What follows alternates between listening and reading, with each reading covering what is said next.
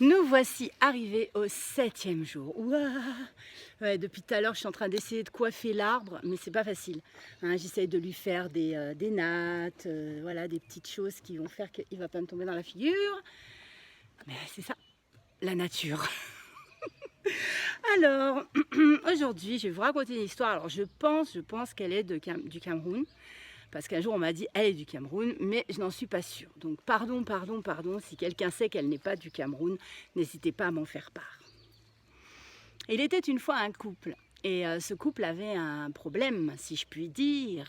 C'est qu'il faisait des enfants, mais que des garçons. Et la femme, elle n'en pouvait plus parce qu'elle aurait voulu avoir une petite fille. Parce qu'une petite fille, elle aurait pu l'aider pour toutes les tâches qu'elle avait à faire. Mais les garçons, eux, ils aidaient plutôt leur père, ils aidaient les oncles, mais elle, ils ne l'aidaient pas. Alors elle se sentait seule à faire tout ce qu'elle avait à faire. Et elle aurait tellement rêvé d'avoir une petite fille. Et un jour, elle a été exaucée. Quand elle a accouché, la sage-femme lui a dit « c'est une petite fille ». Elle était tellement contente, elle l'a appelée Binta. Ah, enfin une petite fille qui va pouvoir m'aider. Seulement Binta, elle n'avait pas un caractère facile, à vrai dire. Elle pleurait tout le temps, mais tout le temps. Elle avait beau la masser, elle avait beau la changer, elle avait beau la nettoyer, la doucher, lui chanter des chansons. Binta, c'était pas possible, quoi. C'était toute la journée, quoi. Même à un point, je vais vous dire franchement, que même quand elle tétait, quoi, hein, elle tétait. C'était terrible. Même dans le village, il y en a, ils en avaient tellement marre qu'ils ont déménagé, quoi. Ils sont partis plus loin. Parce qu'elle n'arrêtait pas, du matin jusqu'au soir, du soir jusqu'au matin. Bon, les parents se sont dit, ça va s'arranger avec le temps. Ouais. Bah non, c'est devenu de pire en pire. Binta était terrible. Binta, tout le monde en avait peur dans le village. Elle était devenue costaud. Et puis elle avait une manière de donner des coups de pied par derrière qu'on ne voyait pas que c'était elle. Mais vraiment, Binta était terrible. Même son père, elle lui manquait de respect. Même son père. Des fois, elle le bousculait avec ses grosses fesses, là, bam, comme ça, là, en passant. Et lui disait, mais Binta. Puis elle disait, oh, j'ai pas fait exprès. Et c'était comme ça tout le temps. Dans le village, les gens avaient peur d'elle. Les grands garçons avaient peur d'elle parce qu'elle avait une manière de mettre des petits coups là. Elle rigolait pas, Binta. Elle rigolait pas, Binta. Le père, il s'est dit, je vais jamais trouver à la marier. Hein. Une fille comme ça, avec une mauvaise humeur comme ça, un sale caractère, personne ne la voudra. Mais il y a toujours un homme pour une femme et une femme pour un homme.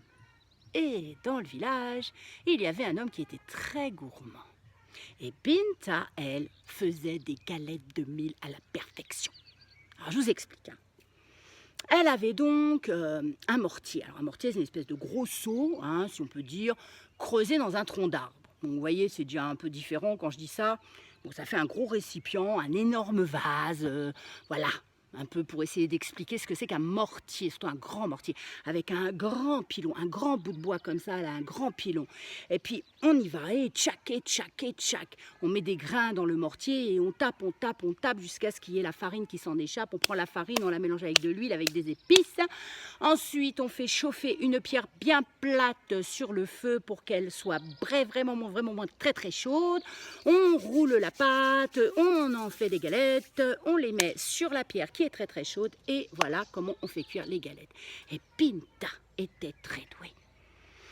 Binta faisait les meilleures galettes du village. Le gourmand l'avait repéré. Le gourmand s'est dit... Je suis en train de raconter une histoire, Abel. Pardon. Et oui, c'est ça le confinement. Ok. Donc, je vous disais, notre chère Binta donc, faisait les meilleures galettes de mil de tout le village. Le gourmand l'avait repéré et il décide d'aller demander sa main à son père. Au début, le père, il répond même pas, quoi. Il reste comme ça. Le gourmand lui dit, mais pourquoi vous restez la bouche ouverte? Non, pour rien. T'as bien dit que tu voulais épouser Binta? Et oui, évidemment, je suis venue pour ça. Fatoumata! Il appelle Fatoumata, elle vient. Tu veux épouser Binta? Fatoumata, elle fait, il veut épouser Binta? Oui, il veut épouser Binta. Chut, il va se noter de quelque chose, attends. Tu veux l'épouser quand? Demain? Le gourmand, il dit, demain, c'est un peu juste. T'inquiète pas, elle fera des galettes de mil pour toi, ça sera parfait, le mariage demain, c'est très bien. Et puis surtout, elle vient habiter chez toi. Hein. Le gourmand, il dit, évidemment, si c'est ma femme. Binta a fait pour la dernière fois des galettes de mil. Elle a pris son mortier, comme je vous le disais, en bois, hein, creusé dans un tronc d'arbre bien creux. Elle a mis ses grains de mil et tchac, et tchac, et tchac, et tchac. Elle a fait des galettes et tout le monde en a mangé. Et puis voilà, le mariage s'est bien passé, tout allait bien. Binta avait frimé devant toutes ses copines en disant que le lendemain de sa nuit de noces, elle ne ferait plus rien. Plus une seule galette, rien. Elle ne serait plus qu'une femme mariée et une femme mariée n'avait qu'une chose à faire, être belle pour son mari. Toutes les autres étaient jalouses, elles ont dit, regarde, c'est elle là, avec son sale caractère, c'est elle la première qui va se marier de nous toutes. C'est incroyable, incroyable. Mais bon, c'était comme ça. Donc Binta va dormir chez son nouveau mari. Le lendemain matin, elle pense faire la grasse matinée. Le mari, il la réveille. Il dit, Binta, faut que tu ailles faire des galettes de mil. Binta, elle dit, comment ça, faut que j'aille faire des galettes de mil? Oui, faut que tu m'en fasses 40 pour la journée. Ah mais non, dit Binta, c'est pas ce qui était prévu. Moi, ce que je pensais, c'est que comme j'allais devenir une femme mariée, je faisais plus rien, juste me faire belle pour toi. Il lui dit, parce que tu crois que je t'ai épousée pour que tu te fasses belle pour moi seulement? Il dit, non, moi je t'ai épousée parce que tu fais les meilleures galettes du village. Alors tu vas te dépêcher, tu vas aller prendre le mortier, tu vas prendre le pilon, tu vas prendre les grains de mil, tu vas piler le mil et tu vas faire cuire les galettes pour ton mari. Binta était catastrophée. Parce qu'en plus, il lui a dit que ça serait comme ça tous les jours. Binta a pris son mortier, ses grains de mil, et elle est allée piler son mil. Et elle pilait, tchac, tchac, mais tellement elle pilait qu'il y avait toute sa rage qu'elle pilait en même temps, tu sais. Tchac, elle a tellement pilé sa rage, toute sa colère, tout ce que tu veux dans le mortier que... Le mortier a rebondi et est allé faire un trou dans le ciel. Ah oui, parce que je t'ai pas dit, mais à cette époque-là, le ciel... Il était à portée de la main. On pouvait discuter avec lui. Oui, vas-y, donne-moi un peu de soleil. Donne-moi de l'eau, je vais me laver.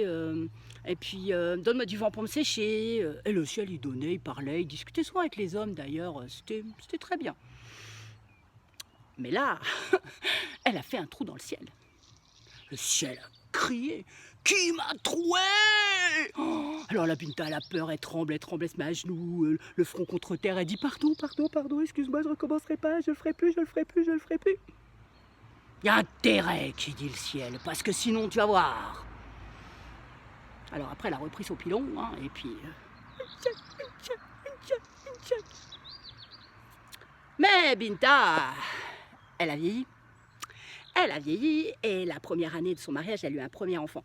La deuxième année de son mariage, elle a eu un deuxième enfant. La troisième année de son mariage, elle a eu un troisième enfant. Bon, allez, 14 enfants. Oui, 16, 17, 18.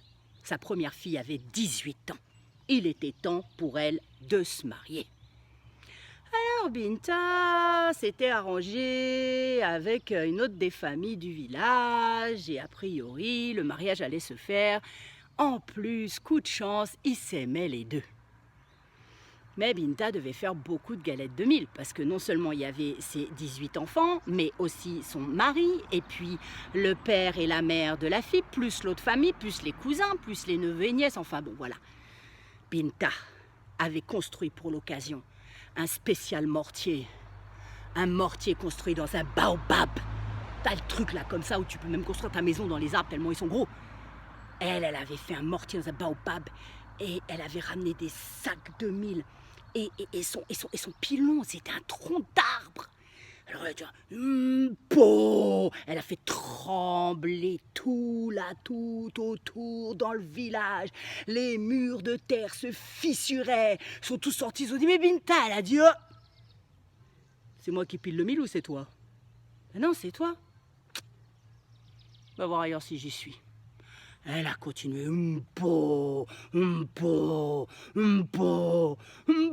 et là, le tronc d'arbre lui a échappé des mains. Il a été faire un trou dans le ciel et le ciel, elle a dit, qui m'a troué? Ah mais Binta, là, c'est pas mise à genoux, ni face contre terre. Elle l'a regardé comme ça, elle a fait, y a quoi? Il dit quoi, y a quoi? Il dit, c'est toi encore, Binta? Oui, c'est moi. Mais Binta, quand même, je t'avais dit, tu devais pas recommencer. Bah ouais, c'est vrai, mais bon, voilà, moi, j'ai des galettes de 1000 à faire. Tu peux m'aider à faire les galettes de 1000, toi, là? Non, non, tu peux pas m'aider à faire les galettes de 1000, pardon. Les hommes m'aident pas à faire les galettes de 1000. J'ai fait les galettes de 1000 toute seule, donc voilà, je fais des galettes de 1000. Et si t'es pas content, c'est pareil, le ciel. Il dit, mais enfin, quand même, Binta, comment tu me parles? Je suis le ciel, bah ouais, moi, je suis Binta, tu vois, puis j'ai des galettes de 1000 à faire, ok? Et là, elle a pris son tronc comme ça, elle dit, humpo, et tchac, un trou dans le ciel. Humpo, tchac, humpo, tchac, humpo, tchac, humpo, tchac. Le ciel, il n'en bouffait plus. Il est parti voir les villageois. Il a dit, faites quelque chose. Il y a Binta qui est en train de me faire des trous partout. Mais les villageois, quand ils ont appris que c'était Binta qui était en train de piler le mille, mais oh, il n'y en a pas un qui voulait s'approcher. Et ils ont dit, va voir son mari, va voir son mari. Alors il est parti voir le mari. Il dit, dis donc, toi, c'est pas toi le gourmand, le mari à Binta? Il dit, oui, pourquoi? Mais elle est en train de me faire des trous partout, là, en même temps qu'elle pile son mille. Ah, ouais.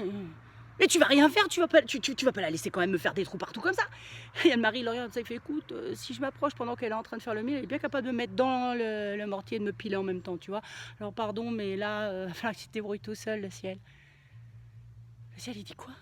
Depuis tout ce temps que je vous donne tout ce que vous voulez, la pluie quand vous en avez envie, le soleil quand vous en avez envie, le vent quand vous le désirez. Depuis tout ce temps que je fais tout pour vous, c'est comme ça que vous me récompensez en laissant une femme me faire des trous. Eh bien, puisque c'est ça, je m'en vais. Et je m'en vais si loin, si loin, si loin, si loin, que vous ne pourrez jamais plus rien me demander. Et c'est ainsi que le ciel s'est éloigné, jusqu'où il est actuellement, et qu'on ne peut plus rien lui demander. Mais par contre, je vais vous dire un secret. Vous répétez pas. Les trous qu'elle a fait, Binta, c'est devenu les étoiles.